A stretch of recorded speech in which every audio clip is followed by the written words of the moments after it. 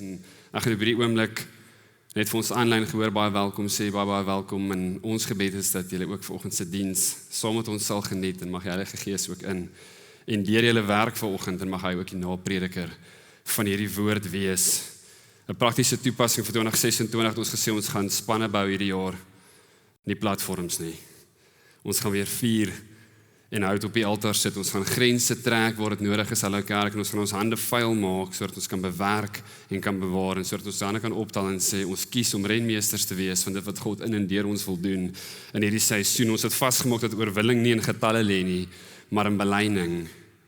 En ons het laas Sondag gekyk na die kerk wat naby aan God bly en ons gesê van Genesis tot Openbaring loop daar 'n tema in die woord van God en dit is nie net dat God ons as mense wil red nie, dit is sy hart om by ons te woon.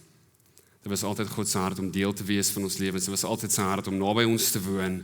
En Genesis begin met God wat in die tuin wandel tussen die mens, Openbaring eindig met God wat onder die mense woon. En daarom is die Bybel net 'n verhaal van redding nie, maar 'n verhaal van herstel van God se teenwoordigheid. En ons het laasweek gepraat oor die belangrikheid van die teenwoordigheid van die Heilige Gees, die teenwoordigheid van God in ons kerk, in ons lewens, in ons huise, in hierdie land. En deur die skrif sien ons 'n patroon van hoe God sy teenwoordigheid nader bring. Ons gesê van altaar na verbond, God se stem en dan God se teenwoordigheid. Die vuur het nie eers geval nie, die altaar was eers herstel. Voor die vuur geval het, was die altaar herstel. En ons gesê, if we want God to respond with fire, we have to build an altar, but there cannot be an altar without a sacrifice. Wanneer ek en jy kies, dit gaan ons 'n prys kos, Hallo Kerk. Maar eers moet die altaar herstel word voor die vuur van die Here kan kom. In die Ou Testament was die altaar 'n plek waar die hemel en aarde ontmoet het, waar sonde versoen was, waar aanbidding gekom het. Maar in die Nuwe Testament lyk hierdie prentjie vir my en jou anders. En ons het gesien in Hebreërs 13, dit sê ons het 'n altaar waarvan die wat nog die offerdiens volgens die ou orde volg, nie die reg het om van te eet nie. Met ander woorde, die woord sê, die altaar is nie meer plek nie, die altaar is nie meer gebou nie, die altaar is Christus self. En die kerk se krag lê nie in programme nie, dit lê in 'n herstellende altaar, wanneer ek en jy kies om weer spasie te maak vir die naam van Jesus, want ons weet in Jesus naam is daar genesing, in Jesus naam is daar deurbraak. Ons het gesê, ons verstaan die woord van God sê, elke oog moet sien, elke oor moet hoor en elke hart moet getuig dat Jesus die koning is. En ons het 'n verantwoordelikheid as 'n kerkfamilie om weer die altaar te herstel. Om te getuig van wat Jesus vir ons gedoen het. Want 'n kerk wat die altaar verloor, begin op programme staat maak. Maar 'n kerk wat die altaar herstel, sien weer die krag van God beweeg. En verbond, Hallo Kerk, is nie gebaseer op menslike prestasie nie. Dit is gebaseer op God se getrouheid. En wanneer ons spasie maak vir die Heilige Gees, wanneer ons spasie maak vir die altaar om te herstel, dan kom die teenwoordigheid van die Here. En daarom wil ek vanoggend met jou praat oor hierdie tema, wanneer God skud om te suiwer. Wie van julle voel jy was deur 'n seisoen in jou lewe waar goed geskit was? Kom jy kan jou hand lekker hoog opsteek. Was jy al in 'n seisoen in jou lewe waar goed geskit was, wat dit wat normaal was nie meer normaal was nie, waar routines gebreek was, waar goed by die werk nie meer gewerk het nie, waar goed in jou gesin nie meer gewerk het nie, waar dit wat normaal vir jou gevoel het, 'n druk geword het, 'n las geword het in jou lewe. Of jy het op 'n plek gekom en vir die Here gesê, Here, maar dit is nie wat ek verwag het nie. Dis nie hoe ek hierdie jaar sien begin het nie. Dis nie hoe ek hierdie droom sien uitspeel het nie. Dit was nie die woord wat oor my lewe was nie. En partykeer word goed in ons lewe geskit. En in Hebreërs 12 vers 26 sê die woord die volgende: Destyds het sy stem die aarde laat wankel, maar nou het hy aangekondig: nog eenmaal sal ek nie alleen die aarde laat bewe nie, maar ook die hemel. En die woorde nog eenmaal laat duidelik blyk dat die geskape dinge wat reeds aan die wankel is, finaal weggeneem sal word, sodat die onwankelbare dinge kan help. Laat ons, wat 'n onwankelbare koninkryk ontvang het, dan nou dankbaar wees, en laat ons God dankbaar dien met eerbied en ontzag, soos wat hy dit wil. Met ander woorde, die skrif sê hier dat dit wat staan, gaan val wanneer dit geskit word, as dit nie vas is aan die koninkryk van God nie. Dit sê nie dit mag dalk geskit word nie, Heilige Kerk. Dit sê dit gaan geskit word. Die teks is belangrik. Dit sê God beloof nie dat dinge nie geskit sal word nie. Hy sê juist dit sal. So wanneer ons deur 'n seisoen in ons lewens gaan waar goed geskit word, dan sien ons die woord van God waar word in daai oomblik in ons lewens. Maar die doel van die skudding is nie vernietiging nie, die doel van die skudding is openbaring. En ek wil vanoggend dit in jou hart vasmaak, dat wanneer goed in jou lewe geskud word, is dit nie sodat dit vernietig kan word nie. Wanneer goed in jou lewe geskud word, is sodat openbaring in jou lewe kan kom. Alles wat mensgemaak is, alles wat oppervlakkig is, alles wat nie op Christus gebou is nie, alles wat nie vas is aan die woord van God nie, alles wat nie vas is aan die koninkryk van God nie, sal uiteindelik wankel. Dis wat die woord sê. Alles wat mensgemaak is, alles wat uit ons eie drome en eie gedagtes geboorte gegee het, sal val wanneer dit skud. Maar God doen dit sodat dit wat onwankelbaar in ons lewens is, kan bly. En dis hoekom die kerk eeue oorleef het. Dink gou vir 'n oomblik daaraan, Rome het geval. Regerings het geval. Ryke het geval. Regerings het verander. Maar die kerk staan vandag nog. Hier is ons. Hier is ek en jy vandag in Hallo Kerk, deel van die liggaam van Jesus Christus, die groter kerk. Omdat ons deel is van dit wat onwankelbaar is. En Jesus het dit verklaar in Matteus 16 vers 18. Hy sê, en ek sê vir jou, jy is Petrus, en op hierdie rots sal ek my kerk bou, en die magte van die doderyk sal dit nie oorweldig nie. Say, God will build his church, and the gates of hell shall not prevail against it. Die Here sê, hierdie is die rots, en op hierdie sal ek my kerk bou, en die magte van die doderyk sal dit nie oorweldig nie, en dit het dit nie oorweldig nie, dis hoekom ons vandag nog hier is in 2026 deel van die liggaam van Jesus Christus, want God se woord is waar en God is getrou.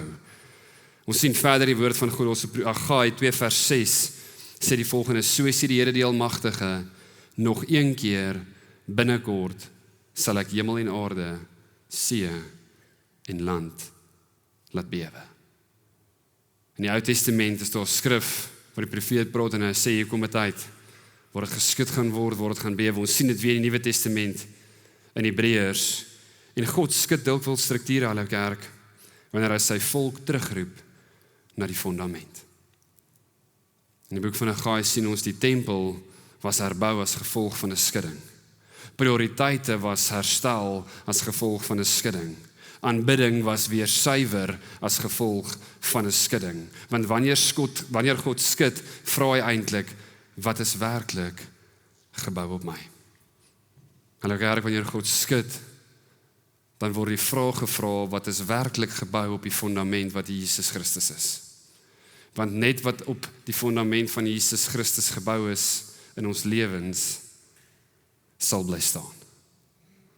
Net dit wat op hom gebou is, sal bly staan. Die kerk bly onwankelbaar, hallo kerk, wanneer dit naby aan God bly. Die kerk wat naby bly. Die geheim van onwankelbaarheid is nie strukture nie, dis intimiteit met God. Vaardigheid sonder verbond bring trots, en daarom het ons gesê dat aktiwiteit nie intimiteit in ons lewens mag oorskry nie. Sien hulle kerk, wanneer ek en jy beweeg van aktiwiteit na aktiwiteit in ons lewens en ons mis die intimiteit van God, dan bou ons nie op die fondament van Jesus Christus nie, dan deel ons nie in dit wat ons veronderstel is om te deel, soos Hebreërs vir ons sê nie. En wanneer die skudding in ons lewens kom, dan gaan dit wat ek en jy self gebou het, breek en val. Dis net dit wat op sy fondasie, net dit wat op Jesus Christus gebou is, wat gaan bly staan. En my vraag vanoggend is ons besig om te bou op die fondament van Jesus Christus? Is ons besig om vas te maak aan die fondasie van Jesus Christus? Gaan wat ek en jy in hierdie seisoen van ons lewens in die volgende 10 jaar doen, bly staan vir 'n volgende generasie, omdat Jesus in dit is, omdat ons spasie gemaak het vir die altaar, om weer herstel te word in ons kerk en ons besighede in ons lewens. Want die realiteit van die saak is, die skudding gaan kom. Maar net dit wat vas is, sal bly staan. Psalm 46 vers 2 sê, God is vir ons 'n toevlug en 'n beskerming. Hy was nog altyd bereid om te help in nood. En daarom is ons nie bang nie. Al gee die aarde pad, al skuif die berge tot in die dieptes van die see. Al druis en skuim die waters van die see, al skud die berge deur sy omstandigheid. Dit sê God is vir ons 'n toevlug en 'n sterkte. En dan volgens vir jou vra, is jy bereid om stil te word en te weet dat hy God is? Ongeag die skudding, ongeag waartoe jy gaan in jou lewe, ongeag wat ons sien in die nuus, ongeag wat ons sien, daar's 'n skudding. Iemand het gesê, the world is preparing for war, we preparing for the wedding. Is ons vas aan Jesus Christus, is ons vas aan wie hy is ons vas aan wat hy reeds vir ons kom doen het in hierdie seisoen, hallo kerk. Die kerk is nie sterk omdat dit groot is nie, die kerk is sterk omdat die kerk naby aan God is. Die kerk is nie sterk omdat dit groot is nie, die kerk het nie oorleef tot in 2026 omdat dit groot was nie, Rome was groter, die ryke van die konings was groter, regerings was groter, die kerk het bly staan omdat dit vas was aan dit wat onwankelbaar is, die fundament van Jesus Christus. En hierdie kerk en ons kerk as 'n liggaam Jesus Christus instrumente, ek en jy, sal bly staan vir die volgende generasie tot ons Skepper ontmoet, solank soos wat ons bou op die fundament wat Jesus Christus is. In Eksodus 33 sien ons Moses en ons sien die tent van ontmoeting en wat hier plaasvind en die volk was onstabiel, die kampe was chaos. Maar Moses doen iets unieks, iets spesifiek. Moses gaan na die kamp uit, na die teenwoordigheid van die Here toe. In vers 11 sê, die Here het met Moses gepraat, van aangesig tot aangesig. Wanneer die wêreld wankel, met die kerk nader aan God beweeg, nie verder nie. Hallo kerk, wanneer die wêreld wankel, moet ons nader aan God beweeg, nie verder nie. En Moses besef in daai oomblik dat goed besig is om te skud. Moses besef in daai oomblik dat goed besig is om te wankel en hy kies om die Here te sien aangesig tot aangesig. Hy kies die teenwoordigheid van die Here. Hy kies om nader aan God te beweeg, nie verder van God af nie. En ek wil jou vanoggend aanmoedig om nader aan God te beweeg in jou tyd van nood. Wanneer daar skudding is in jou familie, in jou huis, in jou besigheid, in jou kerk, in jou lewe, beweeg nader na die aangesig van die Here. Maak spasie vir God se teenwoordigheid en sy Heilige Gees om jou te lei, want God is getrou. Moenie verder weg beweeg nie. Moenie goed sê soos maar God of toe nie. Maak spasie in jou hart vanoggend om nader te beweeg aan die koning van alle konings. Die woord sê sy goedertierenheid is tot 1000 generasies.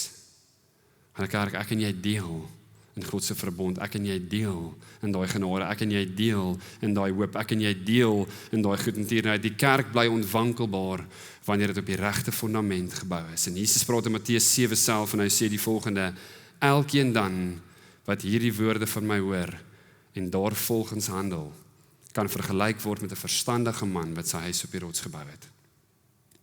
Die stortreën het geval, vloedwaters het afgekom, winde het teen daardie huis gewaai en daaraan geruk, en tog het dit nie ingestort nie, want die fundament was op rots. Sien, wie is die rots? Jesus is die rots. Jesus is die hoeksteen.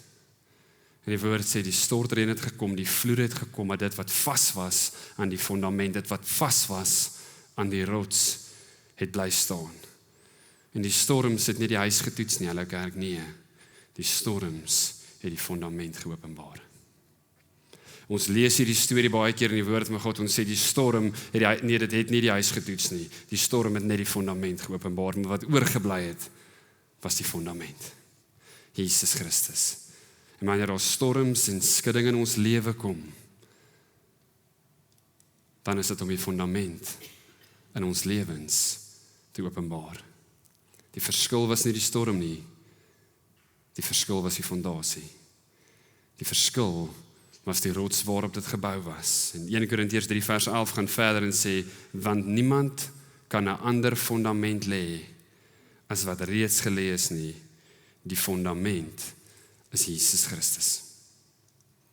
Niemand kan weer 'n ander fundament lê nie. Dit sê die fundament is reeds gelê en die fundament is Jesus Christus. En alles wat nie op Jesus gebou is nie, sal eendag moet val. As Christus nie die fundament is nie, is alles bo op dit, hallo kerk, net 'n versiering.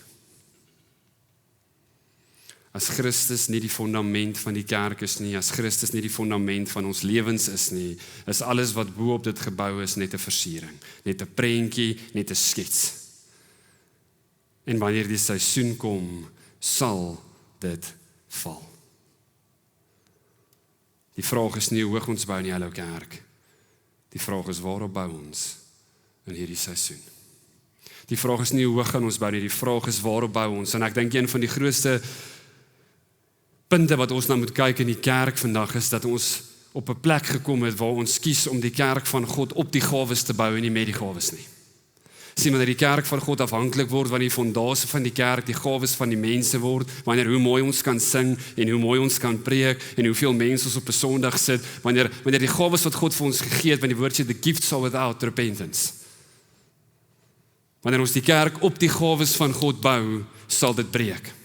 Want die fundament van die kerk sal altyd Jesus Christus bly en ek en jy het 'n verantwoordelikheid om dit aan te vul met die gawes wat God vir ons gegee het. Want die gawes is om die liggaam van Jesus Christus te dien. Maar ons kom op 'n plek waar ons besighede en ons kerke bou op ons gawes. Op my verstand, my vermoë, my drome, my idees, dit wat ek sien. En dan kleer ons hierdie prentjie in die naam van die koninkryk. Want die Heilige Gees het gesê, en ek wil jy moet vanoggend my hart hoor oor dit. Hallo kerk, die fundament is Jesus Christus en niemand gaan dit verander nie. Die fundament van die kerk van ons huise sal altyd Jesus Christus bly en net dit wat op dit gebou is sal bly staan. Die gawes wat God vir my en jou gegee het, ons talente om hom te eer, om hom te aanbid, is deel van die liggaam van Jesus Christus. En as instrumente dien ons, maar hierdie gawes se funksie is om die kerk te dien. Ons kan nie op die gawes wat God vir ons gegee het bou nie, maar dit sal val. Die fundament is Jesus Christus. En ons sien Daniël in 'n tyd, hy dien onder 4 konings. Koninkryk het geval, maar Daniël het nie. En hier's wat gebeur in Daniël 6 vers 10. Dit sê, sien ons Daniël se gebedslewe, sy verhouding met God. Die woord sê, hy het 3 keer 'n dag gebid. Maar wat het vir my en jou wys vandag, is dat daar 'n intieme verhouding was. Dat daar 'n hart was wat oop was om vas te maak. Ek wil jou vra vanoggend, is jy bereid om soos Daniël onder verskillende konings, onder verskillende omstandighede, onder verskillende ekonomieë, jou hart te draai na die Here toe en te sê, ek weet U is God en U is getrou. Want wanneer jy jou hart kan vasmaak, dan besef ons dat hoop is nie 'n ontsnapping uit ons realiteit nie. Hallo kerk, maar 'n anker in. Jesus Christus die hoop, Jesus Christus die fundament is nie 'n ontsnapping uit ons realiteit nie. Dis 'n anker in ons realiteit. Hallo kerk, nie politiek nie, nie in tydgees nie, nie in kulture nie. Vas in wie hy is. Jesus Christus. Die kerk van God sal slegs onwankelbaar bly wanneer dit op daai fundament bou. Hallo kerk, wanneer die kerk sy roeping verstaan, wanneer die kerk verstaan dat die fundament Jesus Christus is, sal hy onwankelbaar bly. In Hebreërs 12 vers 28 sê dit mooi, laat ons wat 'n onwankelbare koninkryk ontvang het, dan nou dankbaar wees. Dit sê ek en jy, wanneer ons kerk toe kom, wanneer ons lewe, wanneer ons asemhaal, moet ons dankbaar wees. Want ek en jy het 'n onwankelbare koninkryk ontvang. Laat ons God dankbaar dien, met eerbied en ontzag, soos hy dit wil. En die kerk, die dinge wat geskit kan word, sal weggaan, maar daar's iets wat nie geskit kan word nie. Daar's iets wat nie geskit kan word in hierdie wêreld nie, en dis die koninkryk van God. Die koninkryk kan nie geskit word nie. Die kerk bestaan nie net om te oorleef nie, die kerk bestaan om die koninkryk te dra. Wat vanoggend vir jou sê, die kerk bestaan nie om te oorleef nie. Die kerk bestaan om die koninkryk te dra. Waar is die koninkryk? Die woord sê, die koninkryk van God is binne in ons. Die koninkryk van God is nie 'n saak van eet of drink nie, maar van geregtigheid, vrede en blydskap in en deur die Heilige Gees. Die koninkryk is om ons, dis in ons. Maar dis nie 'n saak van eet of drink nie, hallo kerk, dis nie 'n saak van groot skerms en mooi geboue nie. Dis 'n saak van geregtigheid. Dis 'n saak van vrede en dis 'n saak van blydskap in en deur die Heilige Gees, want die wêreld wag vir openbaring van die seuns en dogters van God. om die vrede van God, die geregtigheid van God en blydskap in God vry te stel. Die koninkryk is in ons en dis onwankelbaar. Ons koninkryk is onwankelbaar, Hallo Kerk, want ons koning kan nie geskit word nie. Ons koning hou die wêreld in sy hand. Ons koning het 'n plan en 'n droom oor jou lewe gehad, voor jy nog in jou moeder skoot gevorm was. En daai selfe koning wat regeer, sal bly regeer tot ons die dag teruggaan.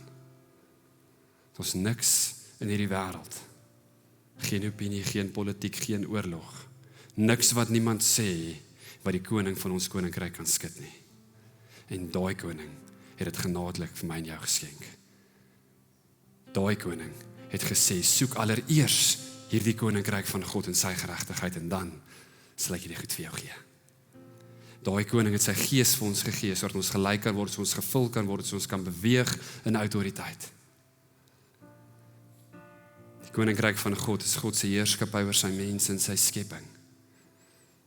Dis waar hy regeer. Hallo Kerk, geen mens het hom ingestem nie.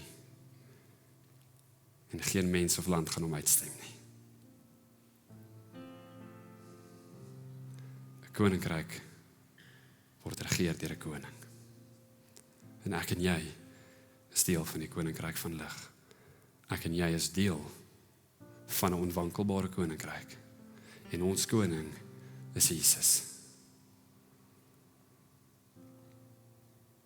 Jesus wat sy lewe vir my en jou gegee het. Jesus wat uit die doodheid opgestaan het. Die woord sê, dieselfde krag wat die Vader gebruik het om hom te verheerlik, is ook die krag wat tot my en jou beskikking is. Want die geveg is in gees, nie in vlees nie. Die vraag is nie, hoe hoog kan ons bou nie, Hallo Kerk, die vraag is, waarop bou ons? In Handelinge sien ons vervolging, ons sien arrestasies, ons sien martelaarskap. Mense wat die woord sê in Handelinge 8 vers 4, die gelowiges het oral gegaan en die evangelie verkondig. Elke keer wanneer daar skudding was, het die evangelie versprei. Elke keer wanneer daar 'n skudding was, het die evangelie verder gegaan. God gebruik soms 'n skudding, Hallo Kerk, om te suiwer. En wanneer hy suiwer, kom daar versnel. En miskien moet ek en jy dalk 'n bietjie anders na dit kyk, wanneer ons deur 'n skudding in ons lewe gaan. En nie opinies lewer en vingers wys nie. Maar sê Here, dankie vir die voorreg wat ek het om vas te wees in hierdie onwankelbare koninkryk wat om my is, wat in my is. Dankie vir my geregtigheid, dankie vir vrede, dankie vir blydskap, dankie vir die Heilige Gees wat my lei in hierdie seisoen van my lewe. Dis wanneer ons harte in lyn met die woord is, wanneer die skudding openbaar wat die fondament is, en wanneer daai fondament Jesus Christus in ons lewens is, dan versnel die evangelie. En ek wil vanoggend vir jou 'n illustrasie doen. Ek met 'n aangename jong man gesels in die week. Baie slimmer as ek. Dit verduidelik vir my iets. En ek wil dit vanoggend vir jou wys, sodat jy kan verstaan. Hier is wat onwankelbaar is in ons lewens. En hier is wat wankelbaar is. En die woord sê, wanneer. Iemand is lus vir 'n slukkie, nee.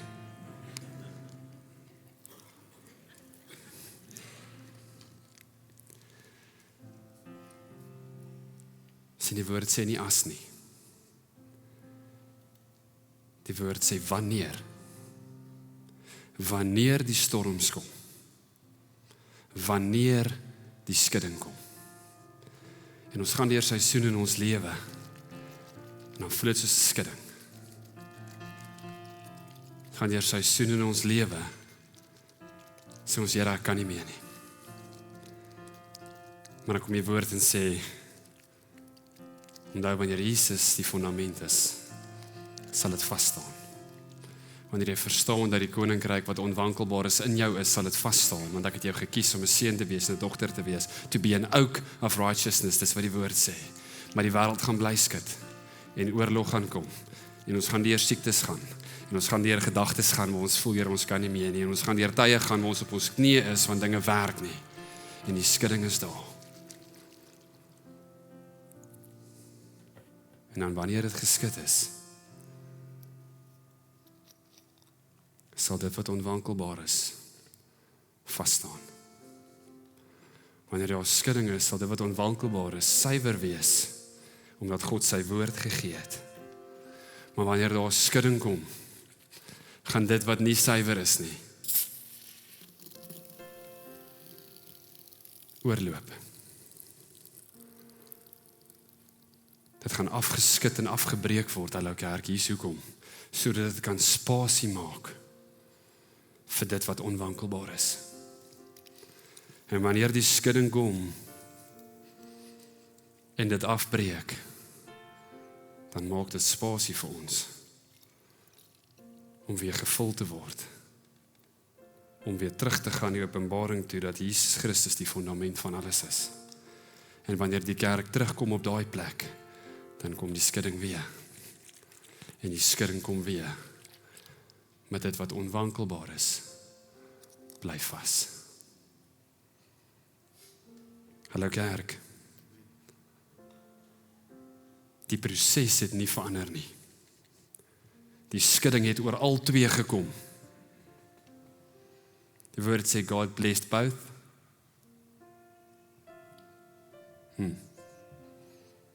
Isaac en Jacob. Die skudding het oor al twee gekom. Ishmael. En ons maak partykeer vas aan hierdie teologie, dat wanneer ons die Here dien, dat daar nie 'n skudding gaan wees nie. Wanneer ons die Here dien, gaan alles net oukei wees. Hallo kerk, dis nie wat die woord sê nie. Die woord sê, die skudding gaan kom. Gered en ongered. Die skudding gaan kom in seisoene van ons lewens. En net wanneer ons vasmaak aan die fundament van Jesus Christus, sal dit spasie maak vir dit wat suiwer is om oor te gaan na 'n volgende generasie. Die enigste verskil hier was dit wat binne-in was, hallo kerk. Wanneer ons die kerk suiwer hou, wanneer ons die fundament Jesus Christus hou, dan getuig ons dat die skudding in ons lewens die evangelie versnel het. Maar wanneer ons die kerk vul met gas en met suiker en met allerhande lekker goed, met allerhande aktiwiteite, allerhande programme, dan breek dit af wanneer die skudding kom. In Openbaring 21 sê dit, die wêreldse koninkryk gaan verby, maar die koninkryk van God sal altyd bly staan. En hier is wat ek en jy nodig het om te doen in hierdie seisoen van ons lewens. Om geanker te bly in wie Christus is, die fundament. Om te verstaan dat hy die hoop is en dat dit nie ontsnapping uit ons realiteit is nie, maar 'n anker in. Om bidend te bly soos Daniël. Om ons harte oop te hou en gerig te hou, sodat ons kan spasie maak vir die teenwoordigheid van die Here. In 1 Tessalonisense 5 vers 18 sê, wees in alles dankbaar.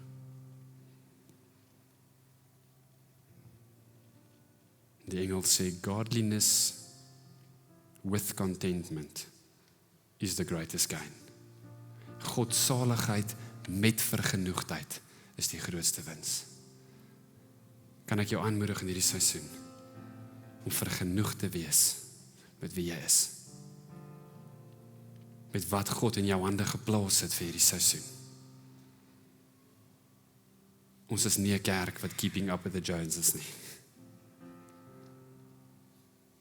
Ons is dankbaar en vergenoegd.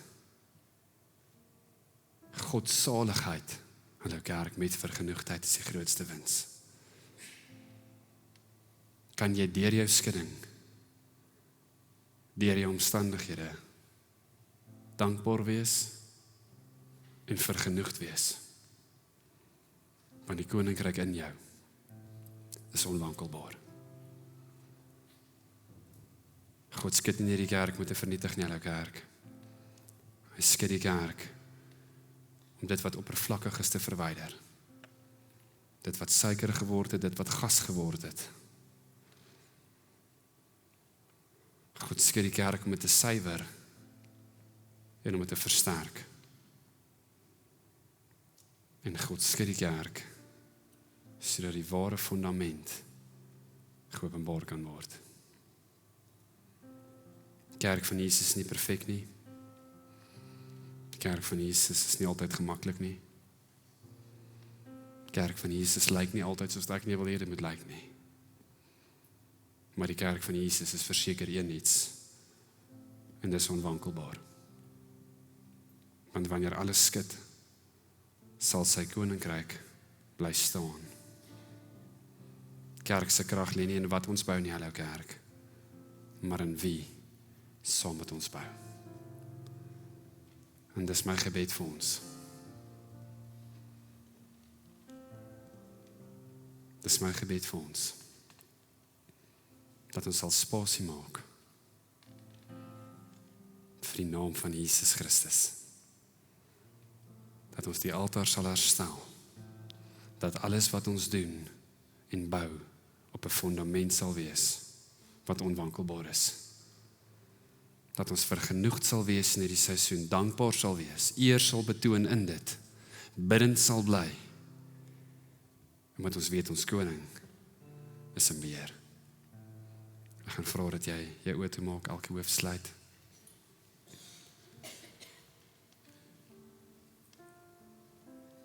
As jy vanoggend hier is en jy het nog nie die geleentheid gehad om jou hart vir Jesus te gee nie, miskien was jy deur 'n skudding, miskien was jy deur 'n seisoen en jy het soveel vrae. Maar vanoggend wil jy net terugkom en sê, Here, dankie dat U die fundament is. Dankie dat die koninkryk van God onwankelbaar is. Miskien wil jy net vanoggend jou hart aan dit vasmaak weer. Dalk is jy hier en jy het nog nooit jou lewe vir Jesus gegee nie, en vandag sê jy, ek wil my lewe aan die Here wy. As dit jy is, wil ek jou vra om net vir my vinnig jou hand op te steek en te sak. Gaan jy nie vorentoe nooi nie.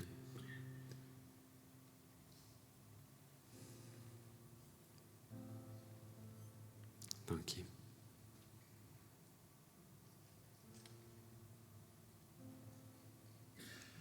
Here, dankie vir U teenwoordigheid. Romeine 10 sê ons is een opregte gebed weg. En ek gaan vra as jy jou hand opgesteek het vanoggend om hierdie gebed opreg te bid, en ons as 'n kerkfamilie gaan saam met jou bid. Hemelse Vader, ek weet dat ek 'n sondaar is, en ek vra vandag vir U vergifnis. Ek verklaar dat ek 'n verlosser en 'n saligmaker nodig het. En ek kies vandag om die deur van my hart oop te maak en om U in te nooi. Ek kies vandag om my lewe aan U te wy. Ek bid dit in geloof en ek bid dit in Jesus naam. En almal sê amen. Kom ons gee vir hulle 'n lekker hande klap.